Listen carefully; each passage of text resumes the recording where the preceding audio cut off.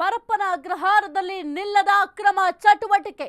ಕೈದಿಗಳು ಜೈಲು ಸಿಬ್ಬಂದಿಯಿಂದ ನಡೀತಾ ಇದೆಯಾ ಕಳ್ಳಾಟ? ಪರಪ್ಪನ ಅಗ್ರಹಾರದಲ್ಲಿ ನಿಲ್ಲದ ಅಕ್ರಮ ಚಟುವಟಿಕೆಗಳು. ಕೈದಿಗಳು ಜೈಲು ಸಿಬ್ಬಂದಿಯಿಂದ ಕಳ್ಳಾಟ ನಡೀತಾ ಇದೆಯಾ ಎಂಬ ಪ್ರಶ್ನೆ ಮೂಡ್ತಾ ಇದೆ. ಜೈಲಿನ ಮೇಲೆ ಪರಪ್ಪನ ಅಗ್ರಹಾರ ಪೊಲೀಸರ ದಾಳಿ. ನಿನ್ನೆ ರಾತ್ರಿ ದಿಢೀರಂತ ಅಧಿಕಾರಿಗಳು ದಾಳಿ ಮಾಡಿದ್ದಾರೆ. ಖಾಕಿ ತಪಾಸಣೆಯ ವೇಳೆ ರಾಶಿ ಮೊಬೈಲ್ಗಳು ಪತ್ತೆಯಾಗಿದೆ.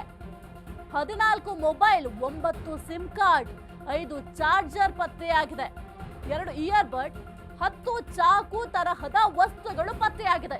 ಇದು ಹೆಂಗ್ ಜೈಲಿಗೆ ಹೋಯ್ತು ಗೊತ್ತಾಗ್ತಿಲ್ಲ. ಪರಪ್ಪನ ಅಗ್ರಹಾರದಲ್ಲಿ ನಿಷೇಧಿತ ವಸ್ತು ಪತ್ತೆಯ ಹಿನ್ನೆಲೆ ವಿಚಾರಣಾಧೀನ ಕೈದಿಗಳ ವಿರುದ್ಧ ಎಫ್ಐಆರ್ ಅನ್ನು ದಾಖಲು ಮಾಡಲಾಗಿದೆ.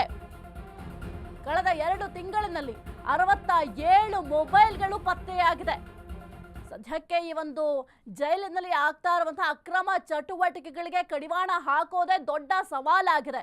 ಅಲ್ಲಿರುವಂತಹ ತಮ್ಮಲ್ಲಿರುವಂತಹ ಹುಳುಕನ್ನ ಮೊದಲು ಸರಿ ಮಾಡ್ಕೊಳ್ಬೇಕಾಗತ್ತೆ. ಜೈಲಧಿಕಾರಿಗಳಾಗಿರ್ಬೋದು ಅಥವಾ ಸಿಬ್ಬಂದಿಗಳು ಏನ್ ಕಳ್ಳಾಟ ಆಡ್ತಾ ಇದ್ದಾರೆ ಅದನ್ನ ಸರಿಪಡಿಸಿದ್ರೆ ಎಲ್ಲವೂ ಕೂಡ ಸರಿ ಆಗುತ್ತೆ.